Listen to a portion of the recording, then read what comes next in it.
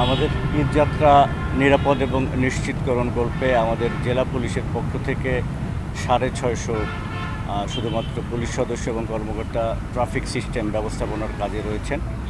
এর বাইরেও আমাদের নিরাপত্তা এবং সড়ক আশেপাশের যে সংযোগ সড়কগুলো নিয়ন্ত্রণ করার জন্য প্রত্যেকটি থানা থেকে ব্যবস্থা রয়েছে।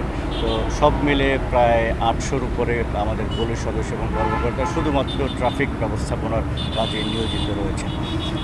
আপনারা জানেন যে আমরা বিভিন্ন পয়েন্টে আমাদের যমুনা সেতু পশ্চিম থেকে শুরু করে বগুড়া যাওয়ার পথে চান্দাইকোনা পর্যন্ত এই জায়গাটুকে আমরা বিশেষ গুরুত্ব দিচ্ছি, কারণ এখানকার এই রাস্তা থেকে রংপুর বিভাগের সকল জেলা প্লাস এই বিভাগের 3 থেকে 4টি জেলার জনগণ যাতায়াত করে।